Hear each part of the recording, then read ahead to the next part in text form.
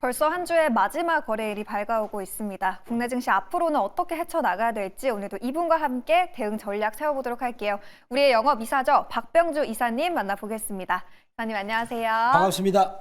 네, 저희 오늘도 첫 번째 이슈 바로 들어가 볼 텐데요. 코스피 전반에 대한 이야기부터 나눠봐야겠죠. 저희가 항상 이 첫 번째 이슈를 기분 좋게 들어갔었는데 오늘은 아쉽게도 어제 일제히 하락 마감했습니다. 네. 외국인 기관 차익 실현에 나섰고 코스피 3,070선 후퇴, 코스닥은 1%대 하락을 보여줬고요. 최근에 워낙에 단기간에 급등을 했다 보니까 건강한 조정이다, 불가피한 조정이다 이런 해석이 많았는데 이사님은 좀 어떻게 보고 계세요? 저는 이제 건강한 조정이다. 외국인들하고 기관들이 좀 과민 반응했다. 이렇게 말씀드리겠는데 한번 내용을 보도록 하겠습니다. 자, 어제 외국인들이 5,800억 정도를 매도했고요. 기관들은 4,080억. 연기금도 같이 매도했는데 저는 연기금 좀 이해가 돼요. 연기금 같은 경우는 우리 코스피 지수가 2,300선에서 샀기 때문에 지금 팔더라도 많이 이익이 남거든요. 그런 부분은 이해가 되는데 자, 그런데 지금 우리 코스피 지수가 3,100 굉장히 거기가 큰 저항이라고 동글뱅이 갭자리를 제가 말씀드렸는데 아마도 고민이 있을 것 같아요. 이 친구들이. 그래서 어제 보니까 바스켓 매도로 그냥 아침에 컴퓨터 해놓고 그냥 판 거예요. 약간 그런 어떤 당황되는 그런 느낌 받았어요. 그렇지만 이 친구들이 좀 실수하지 않는가라는 생각을 해봐요. 자, 그래서 어제 장중에 코스피가 2% 이상 빠지면서 또 이제 이번에 단기간에 많이 올랐던 정책 관련 스테이블 코인이나 그리고 네이버도 좀 많이 빠졌었죠. 그리고 그렇지만 여기서 한국전력은 어저께 7%나 상승을 했어요. 맞아요. 저희가 이 종목을 이제 이틀 전에 들고 왔지 않습니까? 수요일에. 어제 7% 상승했기 때문에 저는 이 종목이 앞으로 7월 달 이후에 3분기 때 강력한 주도주가 될 가능성이 있다라고 계속 말씀드리고 있고요. 그리고 이제 어제 보니까 이제 근데 한 가지 또 증권사에서 이런 복선을 깔았죠. 주가가 지금 심리적 압박되고 있다. 7월 8일 날 관세 유예 부분들이 이제는 마감이 되니까 또 트럼프 대통령 자고 일어나면 맨날 우리 괴롭게 할 것이다. 그리고 또 미국 제가 보면 고용 지표는 안정될 것 같아요. 이게 굉장히 중요한 지표입니다. 제가 보기에는 미국 증시에서 가장 중요한 지표가 미국 고용 지표가 됩니다.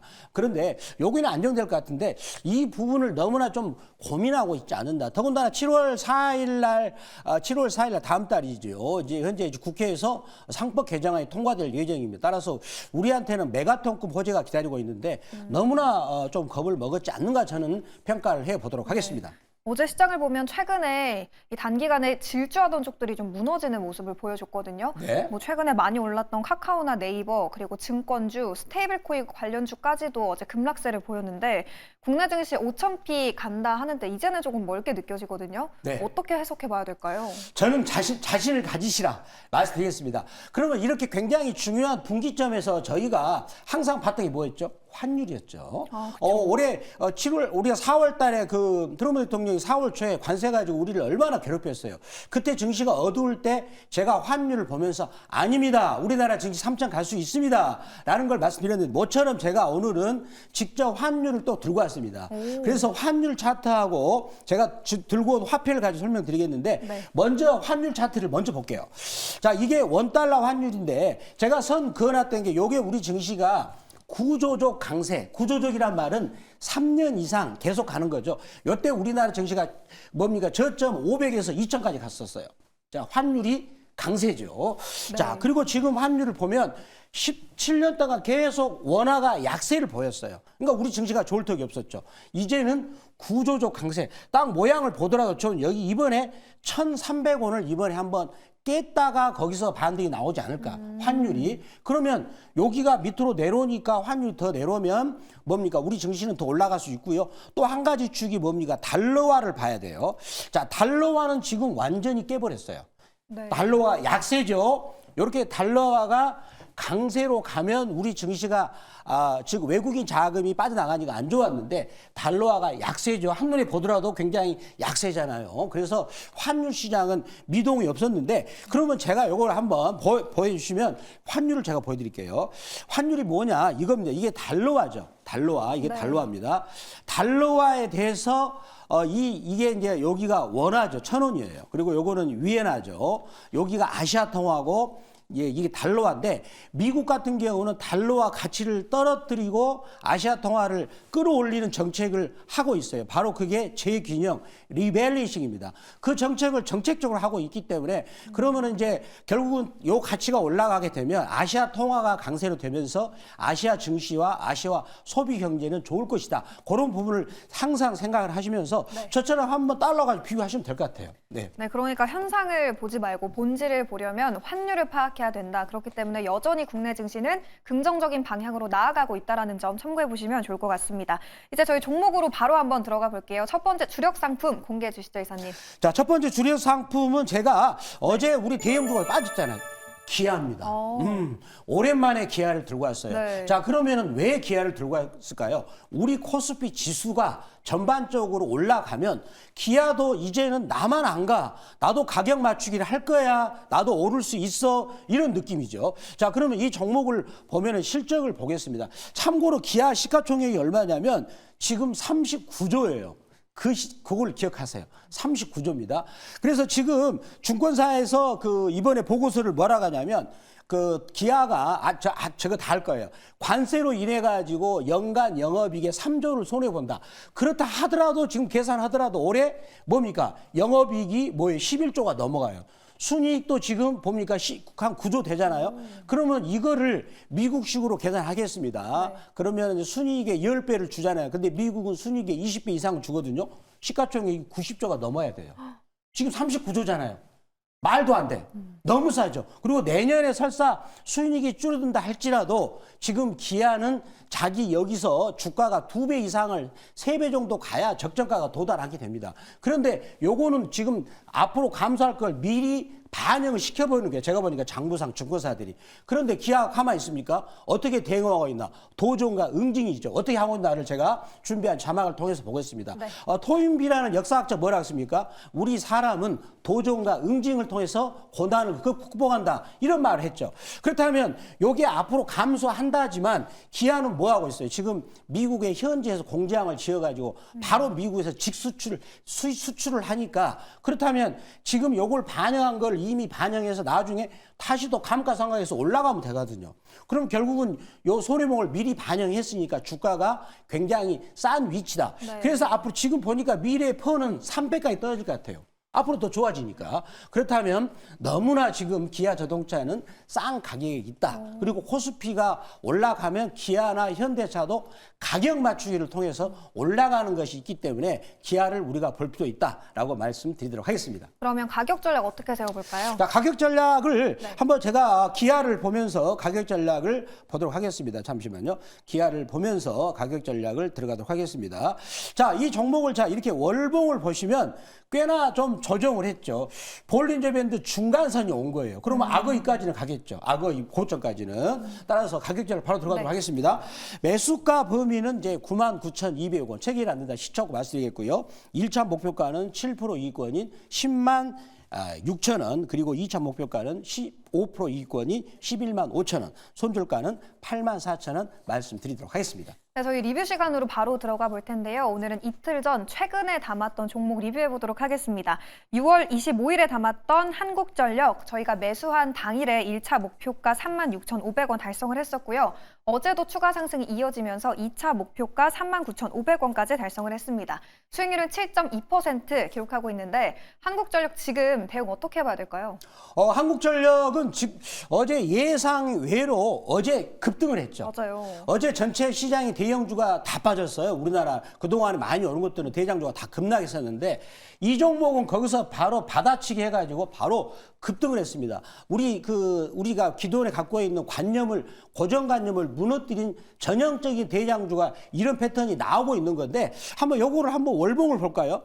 월봉을 보시면 지금 저는 사상 최고가를 잘하면은 이번에 3분기 특히 7, 8, 9때 여기를 저는 뚫을 것 같아요. 여기에서 거래량이 엄청 터졌거든요. 역사적 거래량이 이번 주간에 터졌습니다. 자, 보시면은요. 지금 제가 거래량 보여드리면은 자, 이 회사가 상장한 이래로 네. 이번 주간에 가장 거래가 터졌습니다. 따라서 저는 이 거래량 힘을 받아가지고 사상 최고치를 아마 7, 8월 달 안에 돌파할 것이다 라고 보고요. 자, 이 종목이 저는 만약에 밀린다. 네. 과감하게 살 것이고 두산 에너빌리티를 보내드리고 새로운 원전 대장주 한국전력을 주시하겠습니다. 이사님 그럼 다음 목표가는요? 다음 목표가는 제가 이 종목의 다음 목표가는 제가 43,000원 말씀을 드리도록 하겠습니다. 네, 이렇게 해서 한국전력 다음 목표가까지 함께 설정을 해봤고요. 두 번째 이슈 들어가 보도록 하겠습니다. 두 번째는 저희 반도체 관련한 이야기 아주 간단하게 이야기를 나눠보려고 하는데요. 한마디부터 확인을 해보시죠. 이 국내 증시는 약세로 어제장 돌아섰지만 반도체주들은 빨간불을 켜냈습니다. 특히 하이닉스 같은 경우는 지금 30만 익스를 코앞에 두고 있거든요. 반도체 지금이라도 담아봐야 돼요. 네, 반도체를 저는 지금이라도 늦지 않았다. 더군다나 삼성전자가 어저께 밀렸지만 담아야 되는데 특히 하이닉스를 볼 필요가 있다고 보는데요. 자, 여기서 엔비디아가 사상 최고치를 뚫었고요. 자, 여기서 마이크론이 어떤 호재가 나와 있는가를 내용을 보도록 하겠습니다.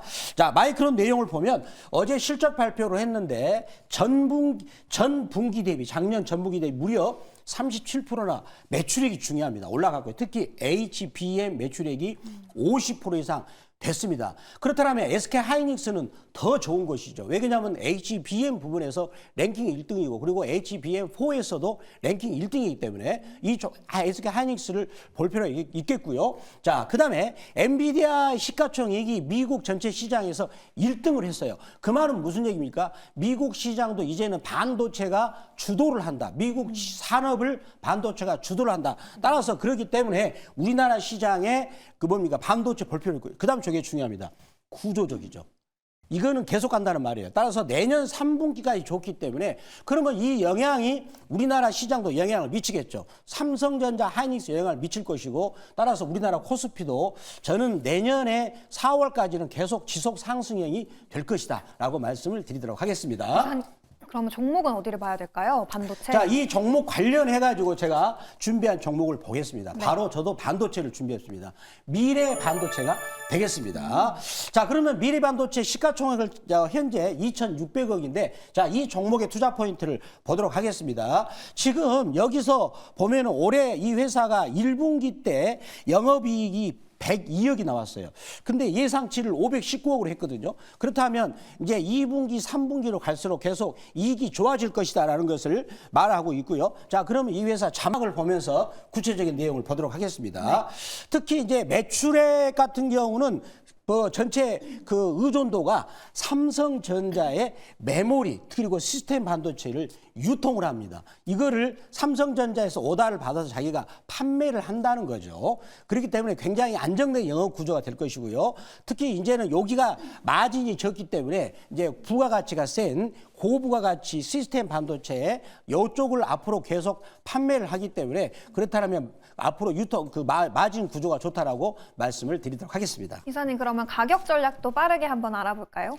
자, 그러면은 이제 가격 전략을 보도록 하겠습니다. 자, 이 종목도 드디어 악의입을 탔죠. 이게 그렇네요. 중요합니다. 악의입을 막 타가지고 본격적으로 이제 상승 준비를 하고 있는데 자, 가격 전략 바로 들어갈까요? 네. 가격 전략은 이제 매수가 범위는 17,300원이죠. 요 윗꼬리가 나왔기 때문에 살짝 눌러주는 자리, 그 자리를 말씀드리겠고요. 1차 목표가는 7% 이익권인 18,700원, 그리고 2차 목표가는 15% 이익권인 2만 원, 그리고 손절매 가격은 12,000원 말씀을 드리도록 하겠습니다. 네, 오늘의 두 번째 종목은 미래 반도체였고요. 매수가는 17,300원, 체결이 안 됐을 시에 마찬가지로 시초가 진입이고요. 1차 목표가는 18,700원, 달성했을 시에 2차는 2만 원으로 설정을 해보시면 되겠습니다. 오늘 이 이사님의 추천주인 기아 그리고 미래 반도체 오늘장에서 주시해보시면 좋을 것 같고요. 이사님 저희가 담고 있는 많은 수익 내고 있는 종목들 어디로 가면 관리법 더 자세하게 들어볼 수 있을까요? 제가 오늘 아침 8시 MBN 골드에서 무료 방송을 하는데 또 MBN 골드 유튜브라고 검색하셔가지고 박병주 매니저 클릭하시면 바로 들을 수가 있고요.